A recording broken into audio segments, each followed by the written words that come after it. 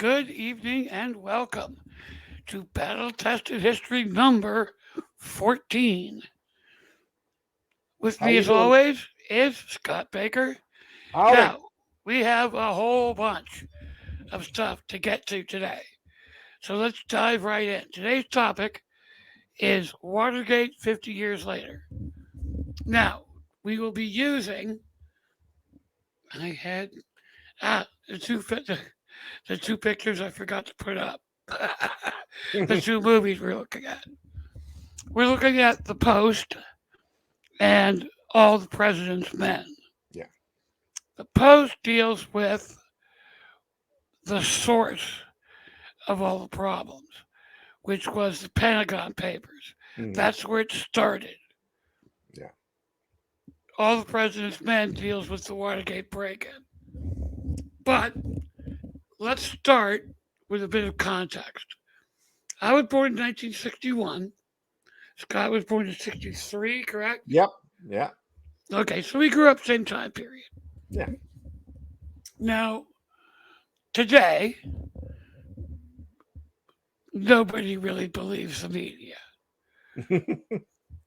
Yeah, and there are good reasons for that, Yeah. most of which stem from the 24-hour news cycle. Mm, It's no longer news, it's infotainment. yeah.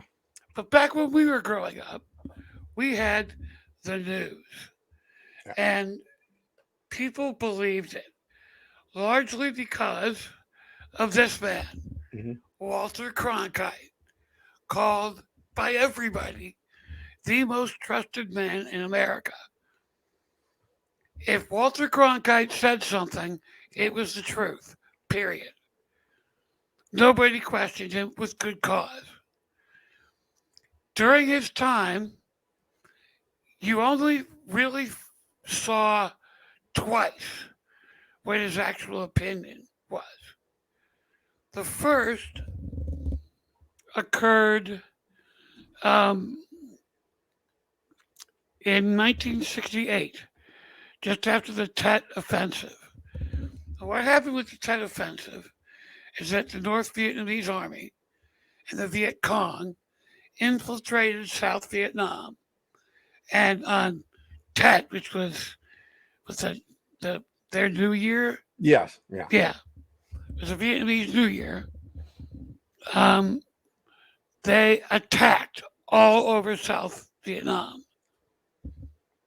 Uh, Now it should be noted that every one of the battles during the Tet Offensive they lost. Right. We beat them. In fact, we kicked their asses, Yeah. but it didn't matter. It really didn't. Walter Cronkite went there just after the Tet Offensive and said, among other things, that the word going around, people in the upper echelon, was that the Vietnam War was now unwinnable. Hmm.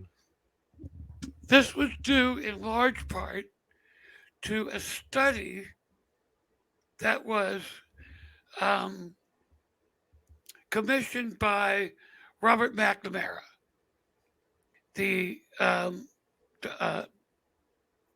Secretary of Defense. Secretary of Defense. Correct. I don't know why I couldn't come up with that. Yeah. But, and it was a survey of all the documentation relating to Vietnam. And what it showed was that there were literally 3 decades of the U.S. knowledge that the Vietnam was a no-win. Just the basic nature of the country, the fact that everybody looked the same, so you really couldn't tell who the enemy was, and the fact that these people were defending their homes. Yeah. We really, I mean, unless we were willing to nuke all of North Vietnam, Mhm. there's no way we could have won that war. Yeah. We couldn't. And what the Pentagon Papers showed was that Everybody knew it, and they still kept fighting. By the time the Pentagon Papers were released in 1971, 35,000 Americans had died Yeah. for something we knew we couldn't win.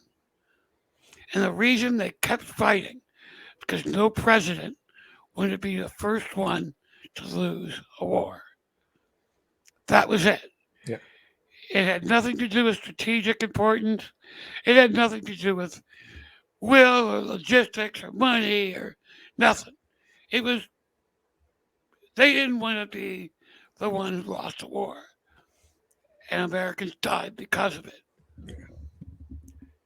The commission, the report ended up with the Rand Corporation, which is what Daniel Ellsberg worked for.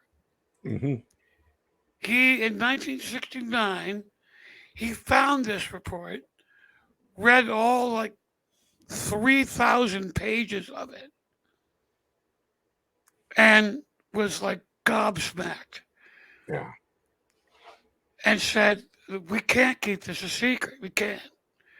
So he started copying it with the intention of sending it to Congress to make Hmm. sure they knew about it. Well, Congress wasn't interested. So Daniel Ellsberg released it instead to the New York Times. Hmm.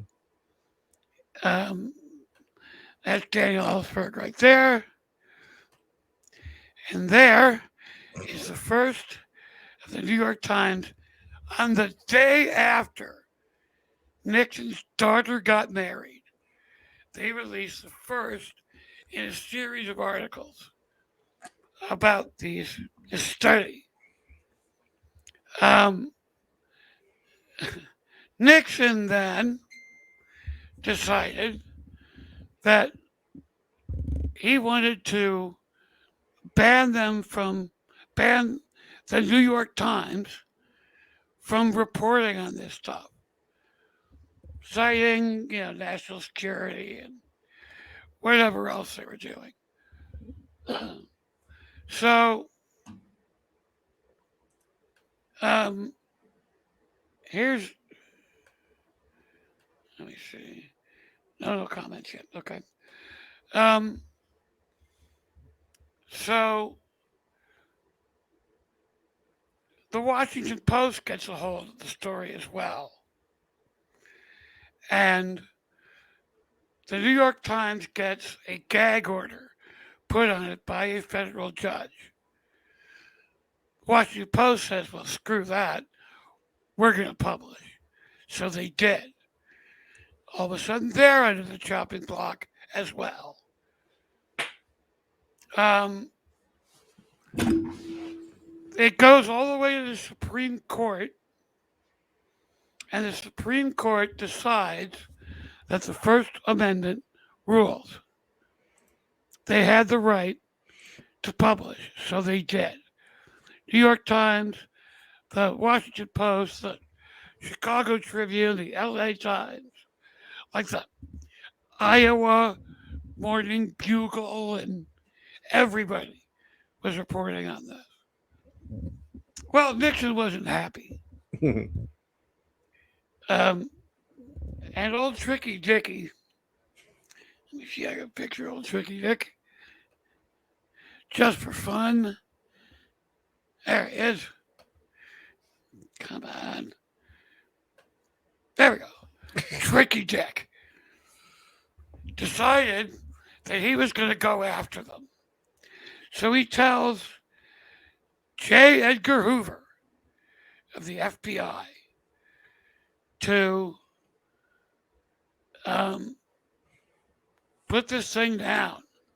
J. Edgar, put this thing down. Stop it. Get those papers in. Put a lid on the whole thing. Well, J. Edgar Hoover says, "Nah, I don't think so. I don't see that happening." He says, "We're going to go ahead and, let the law work its way through." Well, Nixon decides now if the FBI isn't going to do what I tell it to do, then I'm going to create my own internal police force. Enter, enter the clown cavalcade. Starting, let me make sure I get these names right because there's so many of them. Howard Hunt. This is Mr. Howard Hunt, former CIA operative, and my personal favorite clown, G. Gordon Liddy. This guy who became a after he got out of jail became a right wing radio personality, and I think he may be a podcaster now. Mm. But this guy was like James Bond if James Bond did acid. I think Because you're being kind to Liddy. yeah, I think so. I think so. So they create this. You can't make this shit up, folks. Okay, so June 13th, 1971 is when the New York Times hits the streets with that story. Um, Looking to Johnny. Okay. Yeah, Nixon wanted to put fear into these people. So he was suggesting that they start doing um, lie detector tests of people in the CIA, the FBI, the Secret Service, the Justice Department, just everybody, to put fear into the people in the Justice Department, which that might be an abuse of power. I don't know. Call me crazy. But now, okay, before I go any further, yes, there are parallels that can be drawn to current events. That's not what this is about. Right. This is about the history. If you want to make comments, that's great. Keep them to the history. We don't need to go to the current events. Right. We all know what they are. You want to talk about them? You want to debate them? I'm more than happy to do it, but this is not the platform for it. So don't go there. Anyway, so Lee and Hunt, um, one of their ideas is to firebomb the Brookings Institute, where the latest version of this study resides. And it has Nixon's plan and involvement in Vietnam and is what he's currently up to. And he wants that stopped. So they were going Liddy comes up with a plan to firebomb the Brookings Institute and in the confusion sneak in and steal the papers. That was their plan. Well, cooler heads prevailed. They said, "Nah, let's no." So Lady comes up with another plan, which included, um, let me see, kidnapping Democratic leaders and taking them down to Mexico for what, who goddamn knows. And he also wanted to put a boatload of hookers moored near the Democratic convention. Mm. Again, cooler heads prevailed. And they said, no, let's just stick to electronic surveillance. So thus became created the plumbers, Mm. who were to plug all the leaks within the executive branch. So they got Hunt and Gliddy um, got together with a bunch of veterans of the Bay of Pigs, Yeah. okay, which is a complete cock up to begin with. So using Bay of Pigs people for this probably wasn't a good idea. But they decided to, okay, we're going to go with this anyway. So these guys are tasked with breaking in to Ellsberg's psychotherapist's office Mhm. to steal Ellsberg's file to use the information in it to smear Ellsberg and make him lose all credibility. That was their idea. And the plumbers said, "Oh, sure, we can do this, and it won't be. It'll be like nobody ever went there." So these clowns break in through a window, a barred window, by the way, pry open file cabinets, trash the office, make it abundantly clear that somebody broke in. Now you would think, after such a cock up, that these people would be fired. No, they were promoted. I shit you not. They were promoted. So they decide, okay, let's start going after the Democrats exclusively. They decide to bug the chairman of the Democratic Reelection Committee in his office, which happened to be in the Watergate Hotel. So they break in, cannot get into the guy's office, but place a couple of bugs anyway.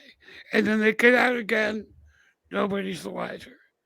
This part of the plan actually succeeded, except the place where they put the bugs, gave them no useful information whatsoever. So they were told to break back in, which brings us to all the president's men.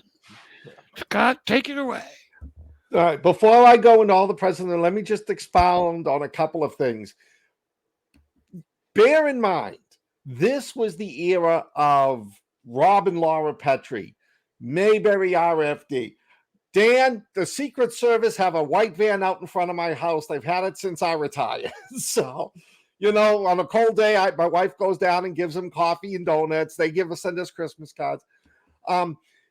This was the era when nobody cared about politics.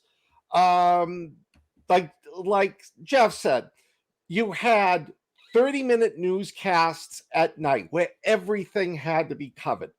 We trusted the government. We believed we believed the Warren Commission report. Most people did. The CIA was out of control. I mean, Jeff makes it sound like some of the things, we did were stupid when it came to Watergate. We were the same people that had such plans to get rid of Castro, and I'm not joking, these are true, he liked to scuba dive, exploding conch shells that when he put to his ear would kill him. There was a plot to sneak something into his food that would make all of his facial hair fall out. So he would no longer be Generalissimo Fidel Castro. He'd be like a bald Spanish guy. It was stupidity. A hairless chihuahua. Yeah, it was stupidity. But and the media at this time was not like it is today. Because if you watch the Post, if you watch all the president's men, the newspaper executives we want more proof. You got to prove this. We've got to have something to stand on. Nowadays, all you have to do is say, oh, I heard from my friends that, Donald Trump had a hooker piss on him in our Moscow hotel room. That's all they talk about for 4 weeks. It was a completely different environment back then. We had never lost a war. We were losing this one. And, there was like one thing I want to add, not that I'm tooting the horn of my agency. The agency kept on telling the Pentagon, this is not it. There's like 10 times more troops than you're seeing. We can't win this. McNamara refused to listen. And I actually had the pleasure and honor of meeting Daniel Ellsberg in the late 1980s. I was taking a course on modern Cold War history, and the professor arranged. The guy was psychologically fucked up. I'm not saying that in a mean way. I mean, when he started talking about the Pentagon Papers and what was going on in Vietnam, he emotionally broke down. What he saw and what he did bothered him. This wasn't. Yeah, that's important. Yeah, He didn't just read the report. He right. learned what he learned because he was there. Yeah, He was and there before there really was a there. yeah, and he wasn't doing this for personal gain. He wasn't Meghan Markle trying to, oh, poor me. I mean, this actually did severe psychological, emotional damage. So here we are. We now come into, and I'm going to have to refer to notes because, I mean, the whole thing of Watergate, we could do 4 hours on this. Yeah. It was the Watergate break-in. It was the second time they were doing it. It was, let me see if I get the exact date right. The first attempt, as Jeff said, didn't work. So they decided to go in and do it a second time. This time, what they did was they took the lazy way out. They put tape over the locks on the doors. Hi, Londa. How are you? They put tape on the locks of the doors so the doors would close, but they could get in and out. And who's that? Oh, and one of the security guards, who was Frank Wills. This was on June 17th. He was doing his rounds, and he saw that he tried the door from the garage into Watergate and saw that it was open and the tape was removed.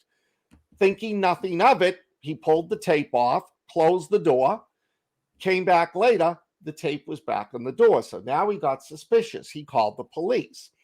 The police they sent over 3 officers. They were called, I think, like the bum squad.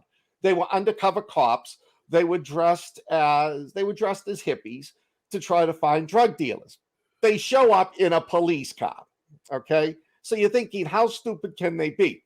The guy across the street, who was supposedly watching to warn the Watergate break-in people, was being distracted by watching Attack of the Puppet People. And if you've ever seen Attack of the Puppet People, it sucks. There's nothing to distract you. By the time he goes and looks back into the building, the police are in the outer office. So needless to say, this was a big cock up. These guys got arrested. They were taken away. It was four Bay of Pigs survivors, and it was James McCord, who was part of the big conspiracy theory. Now, the whole thing started to slowly unravel. When after the arrest, the FBI, and this I got to give credit. Herbert Hoover was one of the worst FBI directors. He manipulated every president. He had shit on everyone, from FDR right on up to Nixon. So they pretty much gave him wide berth. They pretty much gave him wide berth. But this was just something that they couldn't do. It was a break-in. So the FBI started looking into the 5 Watergate break-in artists and discovered, in the name of 2 of the Bay of Pig conspirators, the name of E. Howard Hunt, the CIA guy. So Yeah, that, it was like H Hunt W House. yeah, So it was like, yeah, you're right in the White House. yeah. And the investigation goes on and on. Bits and pieces are uncovered, but it's not a major issue for the media. Scandals happen. Nothing has directly linked it yet to the White House. Then, Woodward and Bernstein. There was a lot of people that was covering this, but Woodward and Bernstein were determined to find out. They were going absolutely nowhere with this. And I mean, stupid things. Martha Mitchell, who was the wife of the Attorney General John Mitchell, left him and said, "Until you're done with the White House and all this shit, I'm leaving you." She was kidnapped and she was held hostage, never made the media. Can you imagine that happening today? You know, Well, I heard a different version of that. oh, okay. She um she was apparently notorious for saying inappropriate things, Oh, okay. and she made a comment about she was telling people about Watergate. Hmm. Had no business talking about it. Right. So she was telling them about Watergate. So John Mitchell, her husband, Yeah. who was at the time the Attorney General of the Yeah. United States, Yeah. sedated her and had her kept incommunicado. Yeah. That was the version I heard. Yeah. But you'd never see this happening. And this is what you got to do when you look at all this. You got to look at it from the 1960s perspective, because today Fox News would be talking about how it was the Chinese, CNN would be talking about alien conspiracies, MSNBC would be talking about it was white supremacists. It would be all over the friggin' board. What happened was nobody could get hard, solid evidence until Woodward and Bernstein were contacted by at the time, an unknown source named Deep Throat. And yes, the reason he called himself Deep Throat was because at this time, one of the most popular movies around was Linda Lovelace's Deep Throat. So I don't know why they picked the name for that, but they did. And this is the guy who was Deep Throat. He Yes, was the assistant director of the FBI, Mark Felt. Yeah, Mark Felt. he admitted it on his deathbed in 2005, and then a few years later, they were able to prove that it was him. He just didn't like what was going on, didn't like the cover-ups, wanted to go through, wanted to come out with, and we see this. I've seen this in the past few administrations. People that come out and try to tell the truth, and they get slapped down. I'm going to mention briefly later Frank Snepp and the impact he had, but they started publishing this information that was given to him. So more and more demands were met. Were made on the White House. We need more information. It came out that the White House was taping all of this information. And this goes back, this wasn't just Nixon. I mean, this goes back to JFK. They were taping it. The Johnson administration was taping it.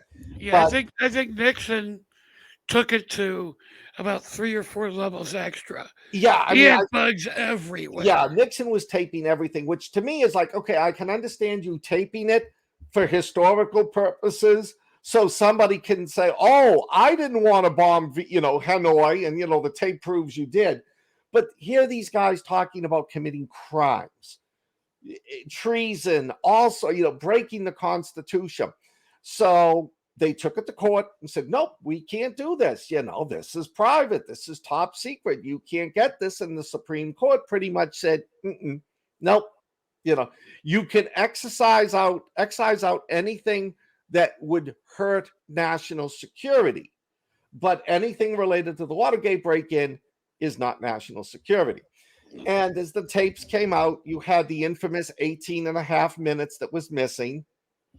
Archibald Cox. Yes. Now, if you want to know what was on that 18.5-minute tape, there's a movie that came out 20 years ago called Dick. This is Nixon's secretary Yes. demonstrating how it was Yeah. that she accidentally erased with her foot Yeah. 18 and a half minutes. She claimed that while she was transcribing it, that somebody called on the phone. So when she leaned back, her foot hit the erase button under the desk And stayed on that button for 18 and a half minutes. Yeah. This photo came out and proved, no, she's lying through her teeth. And I don't think today we even know what was on that 18 and a half minutes. No, we don't. So, like I said, if you want a comical movie about the Nixon administration, Dick, it tells you what was on the 18 and a half minutes. So it started to snowball from here. The Washington Post was getting great information. You had Daniel Ellsberg, you had the Pentagon Papers. The war in Vietnam was falling apart at the seams. Now we're transitioning from the Doug and Laura Petrie to the later stages of the Beatles, Woodstock, protest, distrust of the government.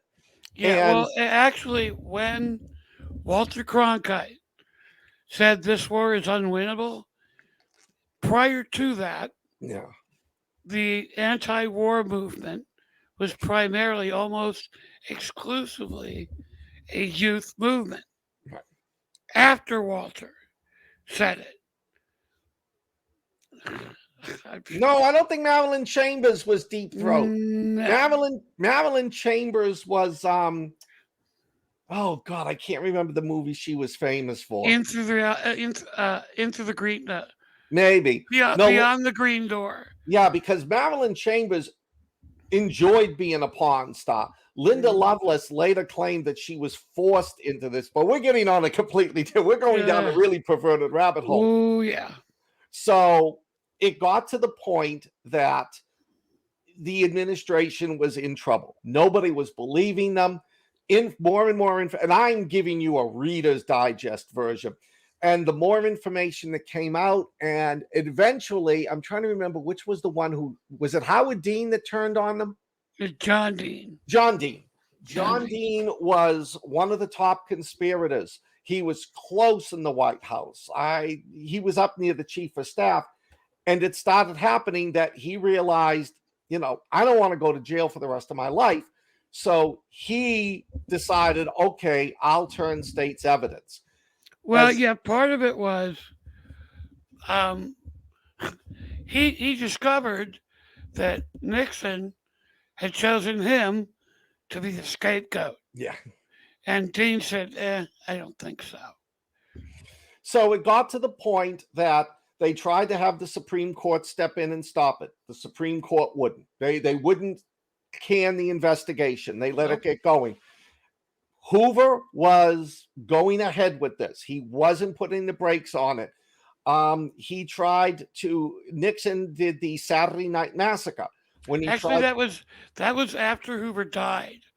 That was after Hoover died? Yeah, Hoover died and then he was replaced. I thought Hoover died in 75. No, before that. Because I forget Richardson. Oh, okay. Elliot Richardson replaced Hoover. And one of the reasons Mark Felt turned was that he expected to get that job, but it wasn't given to him. So there was a little bit of, revenge in that. But anyway. So October 20th, 1973, the Saturday Night Saturday Night Massacre, a whole bunch of them. Nixon ordered Attorney General Richardson to fire the special prosecutor. He wouldn't. He resigned. Like the next 3 or 4 guys in line said they wouldn't do it. It started the legal action was getting out of control. More and more stuff was hitting the media. Mm-hmm. And what started to kill Nixon was that the Senate and the Senate and the House Republicans told him, you do not have our backing and our support anymore. So Nixon apparently went through this period. I don't know. This is iffy. It depends on who you talk to. That he was talking suicide. There were some people that said that they took away his ability to use nuclear weapons because he was about to launch and go out in a blaze of glory. But he eventually on let's see. On July 24th, 1974, the Supreme Court ruled unanimously the claims of executive privileges over the tapes were void. So the tapes came out. The 18 and a half minutes were missing. Everything else showed the whole White House was like swimming in a cesspool of crap. Let's see. Then there was on August 5th, the White House released a previously unknown audio tape from June 23rd, 1972, recorded just after the break-in, which proved beyond a shadow of a doubt that Richard Nixon wanted and pushed to have this whole thing covered up. So he was pretty much gone at that point. So on August 7th, 1974, Richard Nixon resigned. The only president in U.S. history to ever resign his office. And I remember I was 11 years old. I was sitting on the living room floor doing something. I remember my grandfather slapping me on the back of the head, telling me to watch this. This is history being made. This is history being made. You know, I'm 11. It's like, yeah, they took off damn Tom and Jerry. What the hell's going on? But Nixon resigned. Ford took over. And then on September 8th, almost a month later, 1974, Ford made the fatal decision. He didn't want to put the country through a trial. So he pardoned Nixon of everything. And that ended the Watergate. That ended the Watergate scandal. It didn't end the debates because the next year, 1975, when Ford was president, the U.S. government came out with the Church Committee. Senator Church decided to do a huge probe of the CIA, what they were involved in. And at the beginning of it, Richard Helms was the head of the CIA.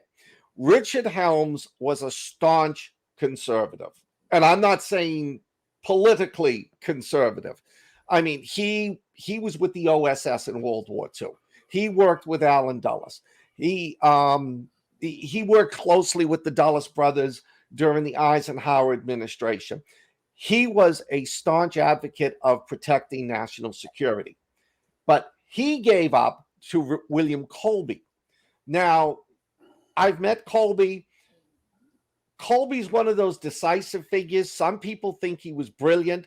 Some people think he was a complete coward. He knew this information was going to come out. He knew that sooner or later, like Watergate, it would all come out. So he opted to just clean house. Here's all our dirty laundry. Do what you want with it. You're going to find out anyways. Yeah, because that was the problem. It wasn't the Watergate break-in. It was the cover-up that followed. Yeah. That's what got Nixon. That's what got Nixon. And this, though, the Church Committee was everything. This went back to 1945. This went back to, rigging elections in East European and Central European countries so they wouldn't go communist. And the Church Committee ruined the CIA's reputation. Very briefly, as a follow-up to everything we're talking about here, nobody really trusted the government again until the 1980s. Ford never had a chance of winning re-election because the younger liberal crowd hated him because he was part of the Nixon White House. And for pardoning Nixon. The older crowd hated him for getting out of Vietnam. And because they left Vietnam, or actually, no, Nixon left Vietnam in 73. Right. If you want to read a really good book about the politics and that, Frank Snepp, Decent Interval. It was about how now this is in the height of the Watergate scandal. Let's get the hell out of Vietnam, and let's hope that enough time passes that when Vietnam falls, it won't be during our watch. And Right. and the book is very, I mean, the book is, it's amazing how we fucked up the last 2 years in Vietnam and what went on with the evacuation. It did, as just a side note, because he revealed classified information much more than after Ellsberg, and then after Snepp, the CIA stepped in and they put in a thing now that if you are a CIA or a former CIA officer, and I think the Pentagon does this too, if you write a book about anything that you were involved in, you have to have it cleared. It has to go to the agency. It has to be approved. If the agency says take this out, you can take it out, or you could argue with them for years and not get the book published. And You had direct experience with that, didn't you? I did, but I never put anything really bad in my books. The only thing they made me take out was, I don't know, the tentacle sex was pretty bad. oh, they all knew about that. I mean, come on, the CIA director, gets involved in an experiment. I will say that by the time George Tenet took over, George Tenet revived the CIA. That was the most loved man. When he had his last day, the line for people to see him off was 4 hours long. Yeah.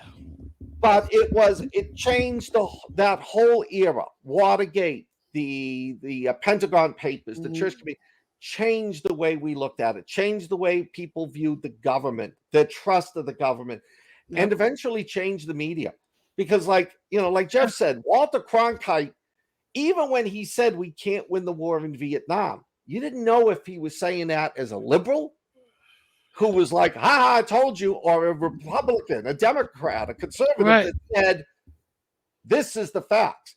Now, I mean, if you don't know what the political view is of whoever's on whatever news show you're watching, they're not on that show.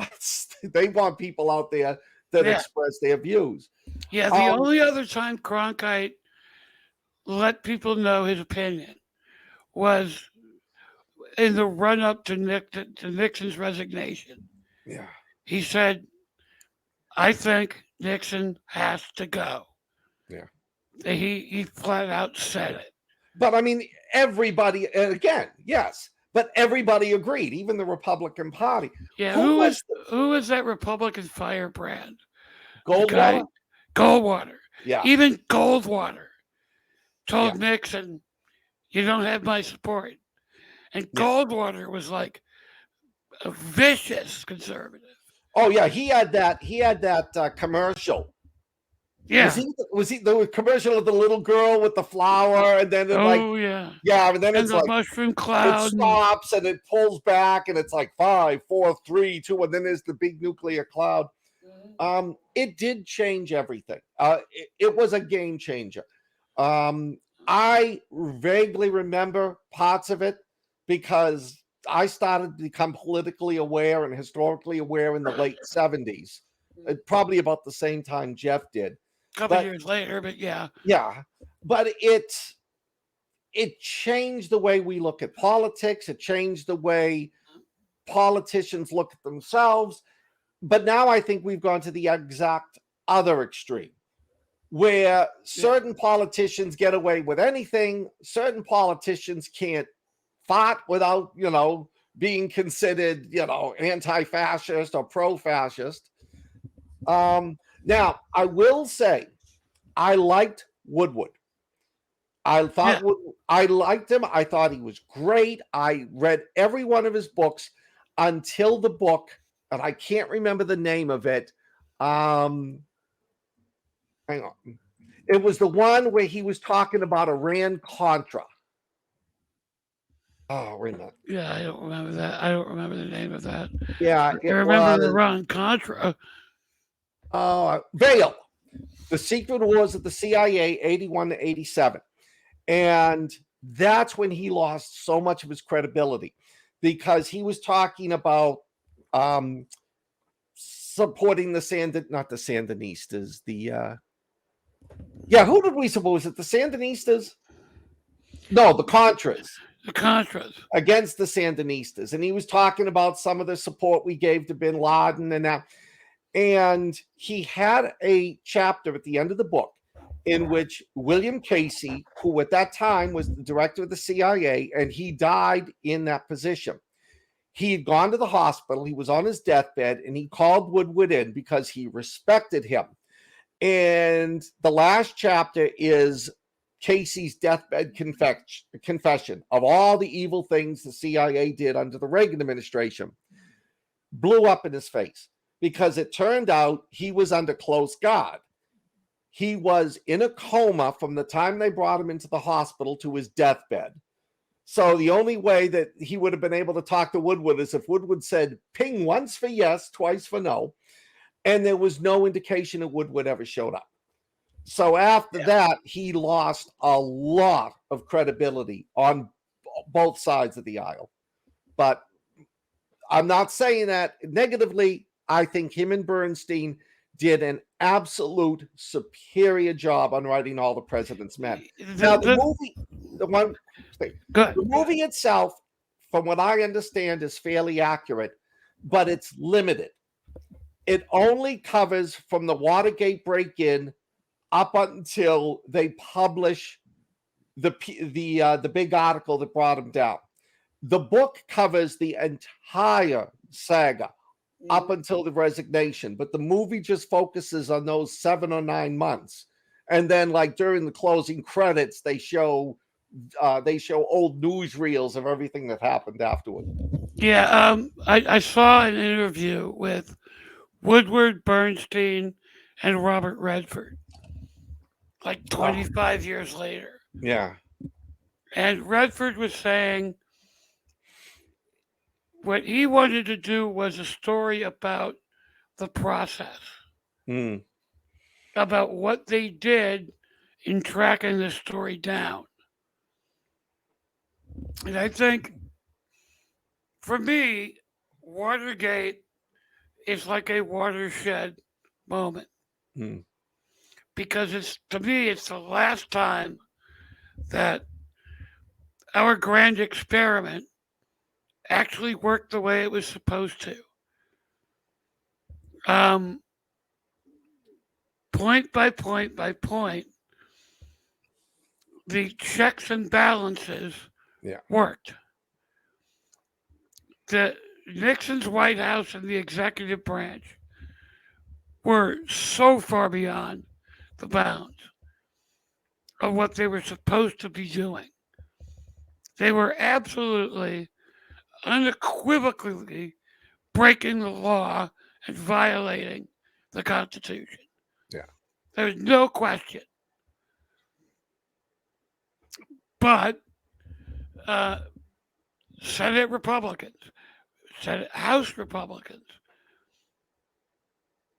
in spite of the fact that they were the opposition, they voted to impeach his ass. Yeah. The people in the Justice Department, the Saturday Night Massacre happened because the people Nixon thought were his boys said, John Dean, same thing. Magruder, one of the original, one of the original people involved in the second break-in, right, wrote a letter to the judge, John Sirica, saying, okay, there's been pressure put on us. We've been told to lie. We've been pressured to commit perjury. And that's really what blew it all up. That was the first straw toward breaking the camel's back. So, step by step, including the media did what they were supposed to do. And that was one thing about the two movies, especially the Post, that I really enjoyed. Yep. Was like the back and forth in the Post between Tom Hanks' character and I can't remember who played her, Meryl Streep. No, straight. You know, it wasn't media rating. It wasn't just media ratings getting first. It was, can we do this? There's a brilliant scene where they want to go public with the information, the Washington Post, Ben Bradley, Tom Hanks, that the New York Times was prohibited from posting. Now, it is slightly dramatized in the movie to make Tom Hanks look good, but there was a huge battle between him and the lawyers. If you go ahead with this, we're just as culpable of the New York Times. And Hanks is like, it's got to get out there. And it shows the difference between what the media and the media elite were thinking and how they made the decisions they made back in the 60s and 70s Right. compared to the last 20 years. Yes. Yes. And I mean, just so people don't feel like, yes, people know my political beliefs, but I'm even upset now that it's coming out that Fox News knew that the election was stolen from me in 2020. They knew that was not true, and yet there were certain people out there that pushed that agenda. That's not right. No. No, there's so many parts of this. Yeah, I mean, I'm like you, Scott. I've often marveled about how you managed to remain completely apolitical. You don't touch politics, and that's awesome. It was 23 years in the agency. George Tenet, as I said, was the best CIA director ever because he told everyone, screw politics. What does the intelligence tell you? And if you can prove it to me, I will send it to the White House. And there were numerous occasions, personally involved, where, it was like, this is it. And he's like, okay. And he'd go to the White House. The other one that was good was, Podesta. Yeah, Leon Podesta? Leon Panetta. Sorry, not Podesta. Yeah. Because when he came in, I remember all my conservative friends were like, oh my God, he's going to rip us to shreds. And it's like, no, he's not. He's a pit bull for whoever he's protecting.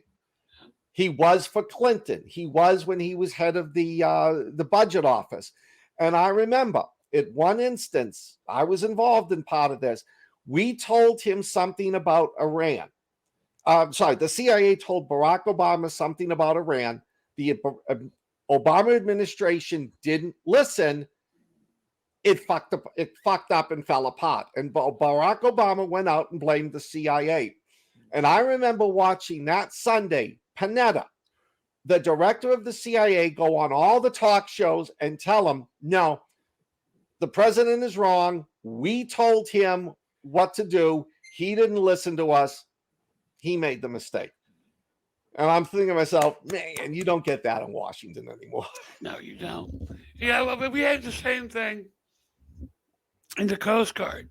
We had during my first tour, the commandant of the Coast Guard was a guy by the name of Yost.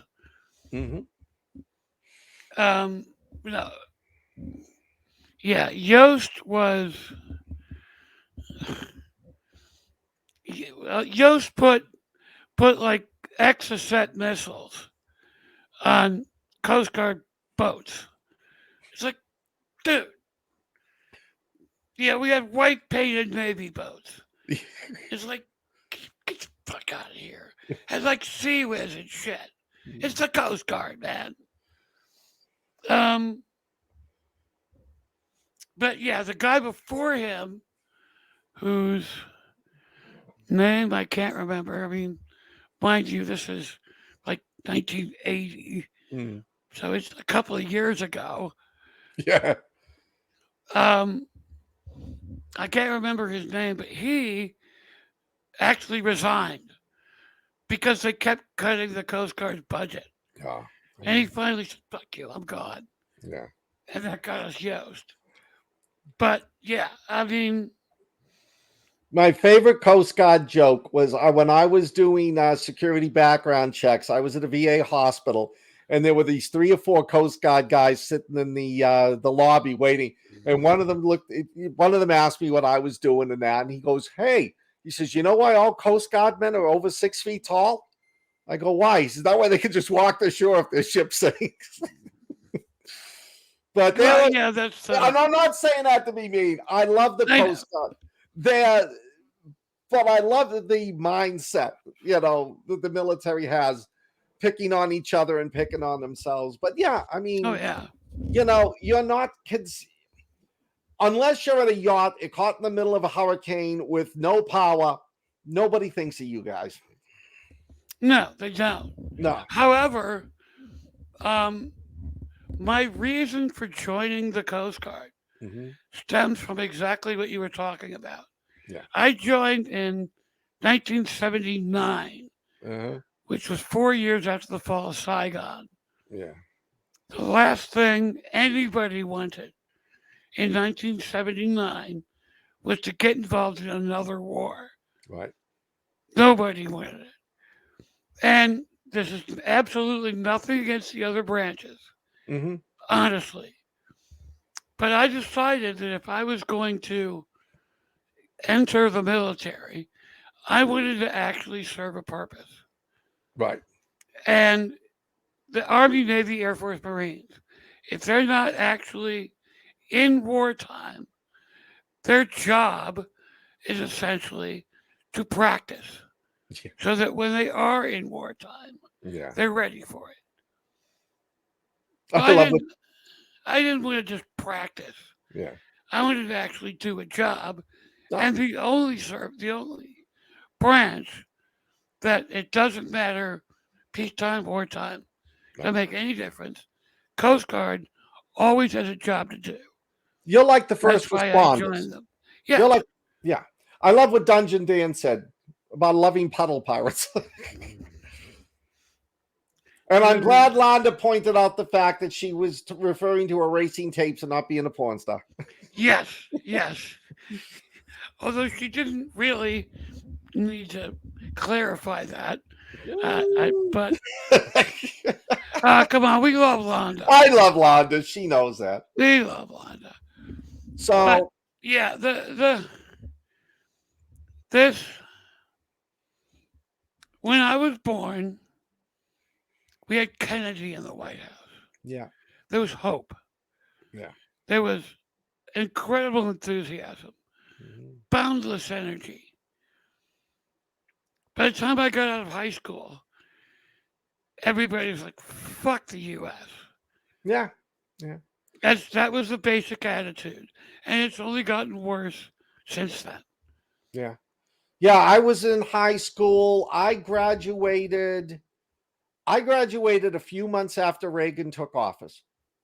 I politically I became aware during the Carter administration, and my mother always brings up the fact that while she was pregnant with me, the Cuban Missile Crisis was going on, and there were days she didn't know if I was ever going to be born. Yeah, I can't imagine what my parents went through. Yeah, I don't remember any of it because yeah, Cuban Missile Crisis. I was what two yeah, 2 years old. yeah. Actually, less than that. It was October of It was October '62. '62, so I was a year and a half old. Yeah, I don't remember any of it. no, Imagine that. yeah. Hey, I don't remember what I did earlier this afternoon. So. Exactly.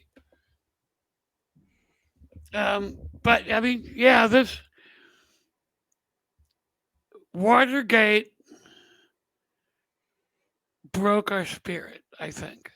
Yeah, Or yeah, it was that first the lower back pain before your spine snaps yeah, is what yeah. that was. The 70s were tough times. I mean, I remember my father sitting. I remember he used to take me with him, and we'd sit in those 2 hour long gas lines. And I remember my old man pissing and moaning and bitching and swearing. The gas went up to 35 cents a gallon. Yep, We'd kill for that today. I know. Well, poor Carter never stood a chance. No, Out of all the presidents we've had, certainly since the 20th century, I think Carter is the only one who proved himself to be an example to the rest of us. Granted, it happened after he got out of office, yeah, but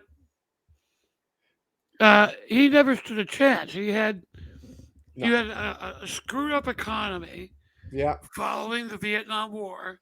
yeah, You had absolute distrust in the government yeah, following Watergate. You had OPEC yeah, decided to say, yeah, screw the West, we're going to ratchet up the cost of gas. Um, then you had the Iran hostage crisis. yeah. That's what killed him. That's Well, ironically, it was resolved before Reagan took office, yeah. but Reagan got credit for it. Yeah, no, because they didn't ship them out until Carter was no Yeah, longer president. well, he was a lame duck, I But you think, see, at the Carter time. proves one thing I give Barack Obama extreme credit for was when Jimmy Carter sent in the rescue operation, Yep. he controlled everything. Everything had to be passed through him. You don't do that in a military operation. That's why it got fucked up. That's why he lost the election. When Barack Obama sent the SEAL team in to get bin Laden, once he said go, he wouldn't touch it. He sat back and waited till it was over. I give him extraordinarily credit for that because, not to be mean, he's not the type of hands off type of guy. No. But he I was think I smart. think I think the only thing he said was kill him. Yeah, Kill him and get rid of the body. yeah, And that was the right move. yeah. Because the last thing you wanted was Osama bin Laden as a martyr. Yes, yeah. So, but it is interesting. And it'll be funny is the kids now, like my daughter's age, who's 20, how they're going to look back on today's politics and media coverage and compare it 40 years from now. I I'm honestly glad I won't be alive. Yeah, they'll get all their news from Instagram. Hmm. But when I was younger, when I was a teenager, it was always, well, back in my day, Yeah, and we hated that. yeah, Well, fact of the matter is, back in my day, yeah, yeah, things have actually gotten steadily worse. oh yeah, yeah, From 1961 till now, yeah, things have been on a downward yeah. trajectory. And all of our kids and nieces and nephews and grandkids are going to be 40 years from now. In my day, we only had 5G network. Yeah, when it was actually, yeah, it was my father's memorial service,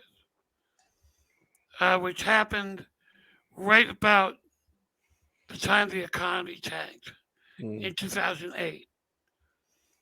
And my eldest niece, actually both of my nieces, were like, "Oh, it's so bad here.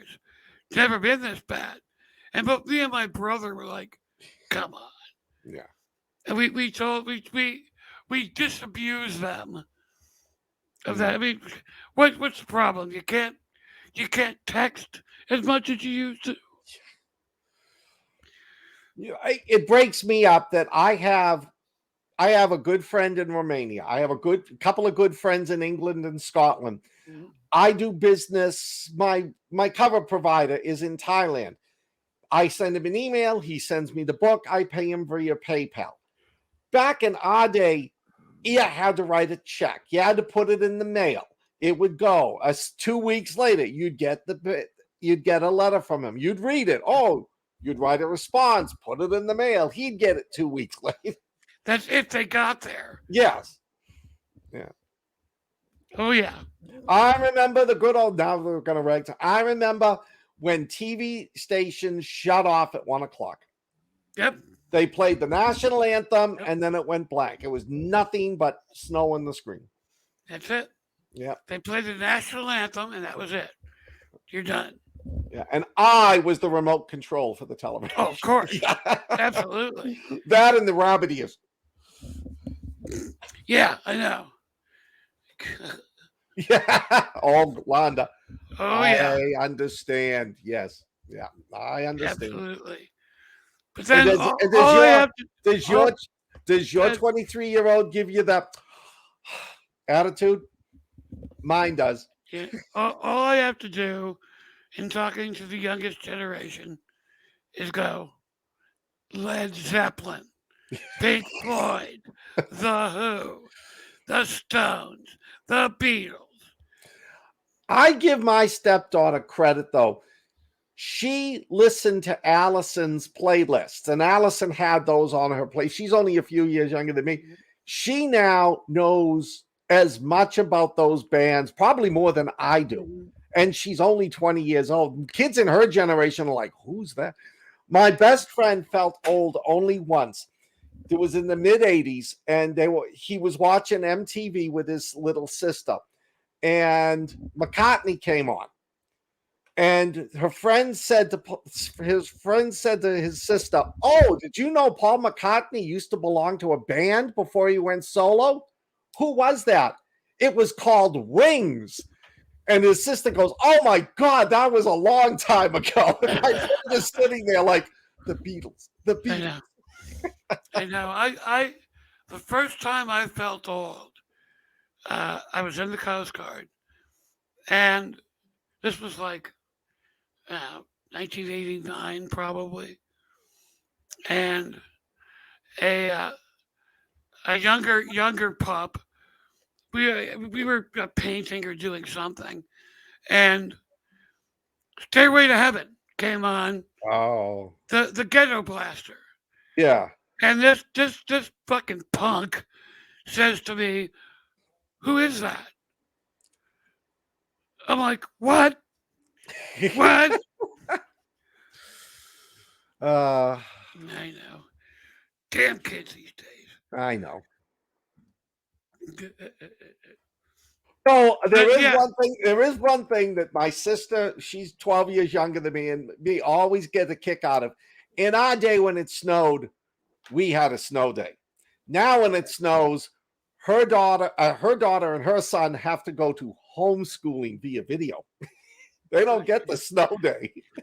cool. Yeah.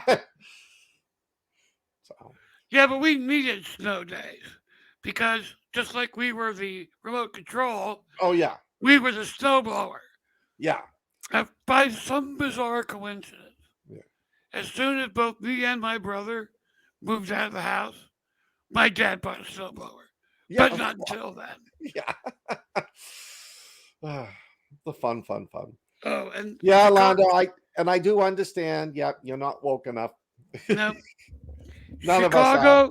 Chicago snow is heavy. Oh, Oh my Jesus. God, Yes. I've never been there, but it was wet. Allison lived in Chicago for a couple of years when she was younger, and she remembers the cold and the wind. Oh my God, yes. God, yeah. Oh my God, yes. Yeah. I've never been anywhere colder than Chicago wintertime. Yeah. It was 83 below zero Yeah. with the wind chill. They told people, do not go outside. No. You will die. No, yeah. That's But anyway, that is our episode for today. Yep. Thank you for joining us. Thank you, Londa, Dungeon Van, Anthony Castro. Yes. Thanks for joining us. Thank you all. Um, Be sure to hit the like and subscribe. be sure to hit the like and subscribe. Just 2 weeks from now, we'll be back with another one. Who knows what it's going to be about? Yeah. And thank you, Londa. You're awesome. Thank you, Londa. And until next time, take it easy, folks. Ciao, everyone.